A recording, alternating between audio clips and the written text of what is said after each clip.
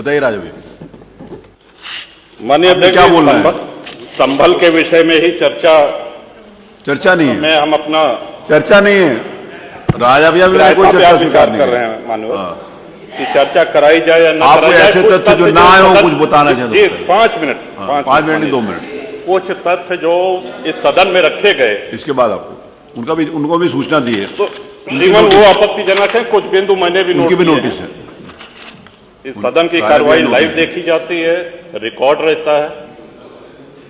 माननीय नवाब साहब हमारे बहुत अच्छे मित्र हैं, साथ में मंत्रिमंडल में भी रहे। पहली बात तो यह स्पष्ट हो जानी चाहिए कि जो सर्वे हो रहा है वो न्यायालय के आदेश पे हुआ है, और जितने लोग बोले हैं इन्होंने पत्थरबाजी का कोई जिक्र, कोई चर्चा नहीं की। अब हम एक चीज तो ये भी जानना चाहेंगे कि क्या पत्थरबाजी करने से न्यायालय का आदेश बदल जाता है? अगर न्यायालय ने किसी सर्वे का आदेश दिया तो उस आदेश को पलटने के लिए क्या तरीका है? उससे बड़ी अदालत में जाएं कि सड़क पे खड़े होकर के पत्थर प्रशासन के ऊपर और पुलिस के ऊपर चला जाए। आज तक कभी प्रशासन का निर्णय, न्यायालय का निर्णय इससे बदला हो तो? दूसरा श्रीमान, पुलिस और प्रशासन के लोग जो घायल हुए हैं उनके प्रति किसी ने कोई पीड़ा, कोई चिंता व्यक्त नहीं करी। बहुत गंभीर मामला है ये। ठीक उसी तरह है जैसे बहराइच में 22 साल का एक नौजवान राम गोपाल मिश्र, 4 महीने पहले शादी हुई थी, उसकी हत्या कर दी गई। इतनी निर्मम हत्या करी गई, इतनी गोलियां शरीर में मारी गई, हाथ के नाखून भी निकाल लिए गए। अपराध क्या था कि उसने अपने धर्म का एक झंडा लगा दिया। श्रीमान, इसी चर्चा में एक बड़ा रोचक तथ्य सामने आया। माननीय नवाब साहब ने कहा कि कुंदरकी में लूट हुई है, लूट करके, वोट लूट करके ये विधायक बन गए, वरना कुंदरकी में 65% मुसलमान हैं, 35% हिंदू हैं, तो रामवीर सिंह कैसे जीत जाता? ये कार्रवाई में है हमारा। तो मनोहर, एक सवाल हम ये भी करना चाहते हैं कि जिन विधानसभाओं में मुस्लिम मतदाता की संख्या हिंदू से कम है, क्या वो लूट करके विधायक बन के आते हैं? या क्या हिंदू बाहुल्य जो विधानसभाएं हैं वो मुसलमान को वोट नहीं देती? इस हिसाब से तो यही लगता है कि सबसे बड़ा आश्चर्य धरती का यही हो गया कि जब 65% मुस्लिम है तो हिंदू कैसे जीत गया? आज पहला दिन है इन लोगों का सदन में। हमने अनुरोध किया था जो नए सदस्य जीत के आए हैं कम से कम परिचय करा दें, हम लोग भी पहचान लें। हमारा कोई परिचय नहीं है रामवीर जी से, लेकिन वो निर्वाचित सदस्य हो चुके हैं, सदन के सम्मानित सदस्य हैं, उनका इस तरह से अपमान करना, उनको लुटेरा कहना, ये तो आपत्तिजनक है। और सर्वे हम बोल रहे तो आप बोले।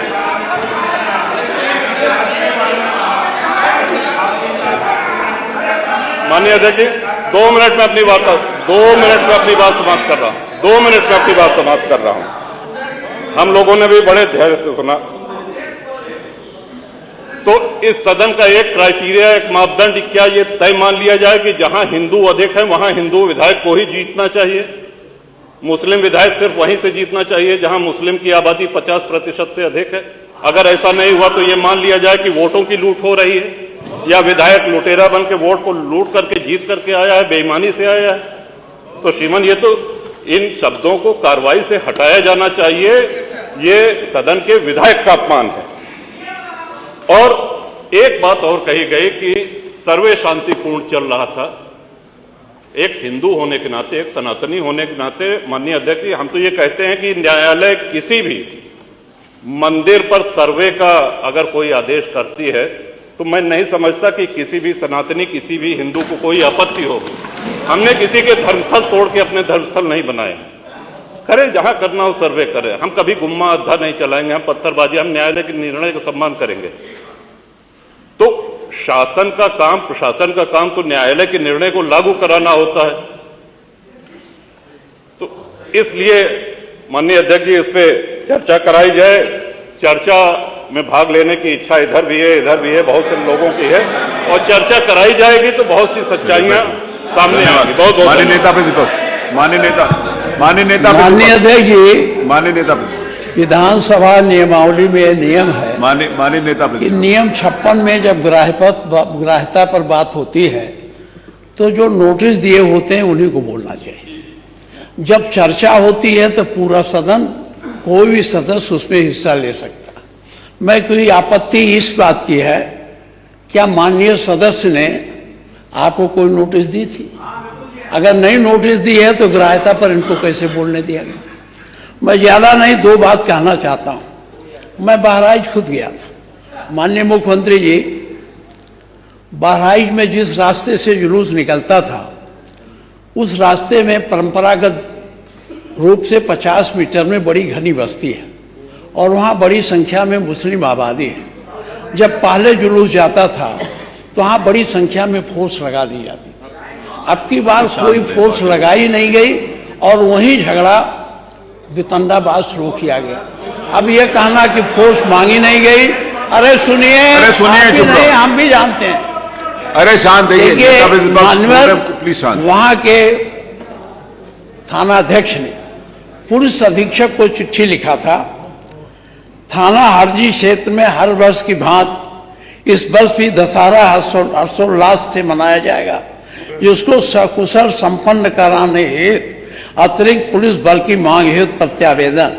महोदय, सादर निवेदन है कि थाना स्थानीय क्षेत्र पूर्व की भांति इस वर्ष भी दशहरा पूरे हर्षोल्लास के साथ मनाया जाएगा। त्योहार के पूर्व की भांति इस वर्ष भी सकुशल संपन्न कराने हेतु इस अतिरिक्त बल, जिसमें 1.5 section PAC, 1.5 section paramilitary force की आवश्यकता है, जिसकी उक्त त्योहार सकुशल संपन्न कराया जा सके। ये चिट्ठी है। तो जब वो चिट्ठी आपका यशो पुलिस अधीक्षक को लिखा तो ये फोर्स क्यों नहीं दी गई? क्योंकि वो समझता था यहाँ हो सकता है। उन्होंने किया तो ये आपके पुलिस प्रशासन की पूरी उदासीनता या तो उनकी साजिश का परिणाम है, यह बहराइच का दंगा। मैंने ये चिट्ठी आप वेरीफाई करवा लीजिएगा, देख लीजिए। अगर दिया गया, अगर ये फोर्स दे दिया गया होता तो वहाँ बहराइच में दंगा नहीं होता। बड़े पैमाने पर दुकानें जलाई गई, एक नौजवान गोली लगी मर गया। इसके साथ ही साथ वहाँ तो जो हुआ वहाँ से 25 किलोमीटर दूर जाकर वहाँ भी दुकानें फूंकी और जलाई गई। एक अनूप शुक्ला है, उनका पूरा वही जला दिया गया। अगर ये इस तरह की बात होती, अनूप शुक्ला का एक वो था, शोरूम था मोटरसाइकिल का, वो जलाया गया, उनके कागज जलाए गए। तो इसको, अरे भी आप रहे होंगे वहाँ, जानते होंगे, हम तो जानते नहीं, आप उसमें सम्मिलित रहे होंगे। तो जो उसमें सम्मिलित रहता वही नहीं जानता है, हम कहाँ जान पाते।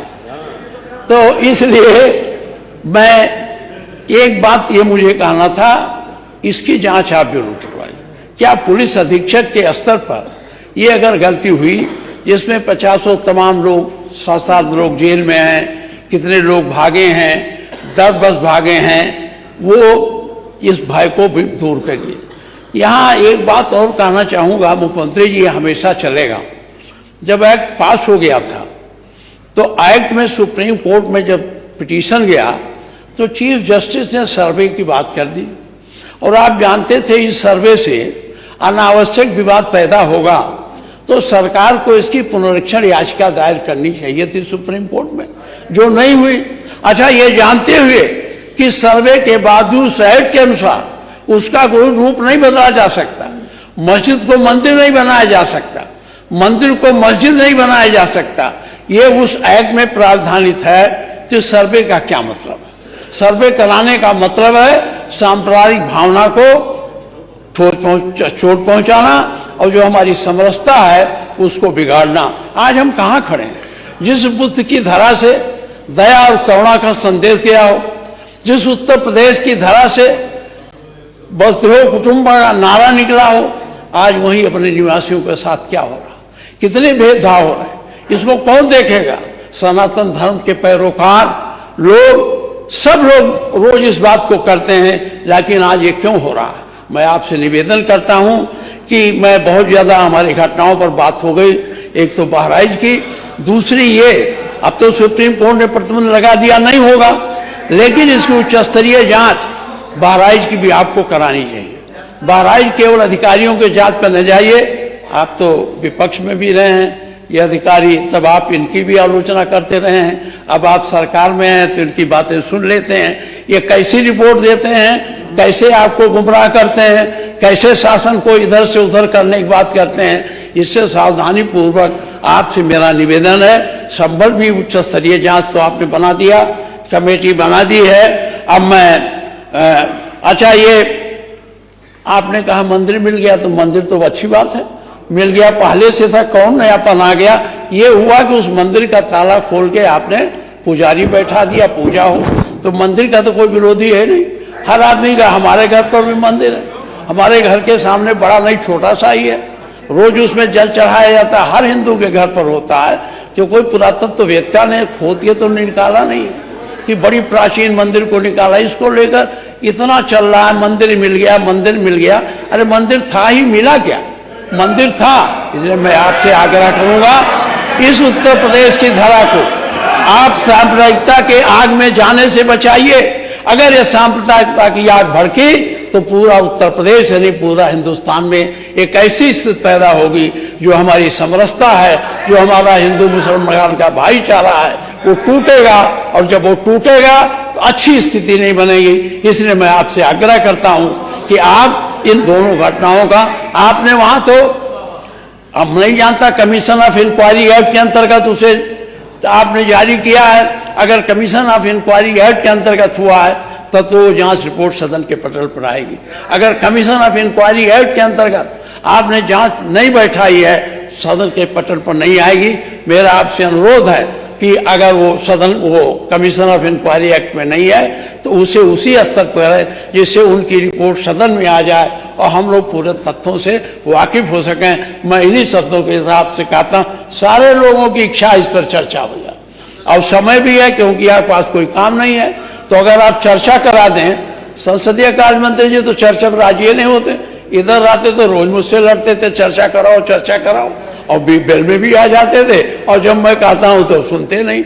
मैं इसीलिए चर्चा की। अध्यक्ष महोदय, ये जो विषय उठा है मान्यवर, आप देख लीजिए, समय देख लीजिए मान्यवर, 1 घंटा और इस समय घड़ी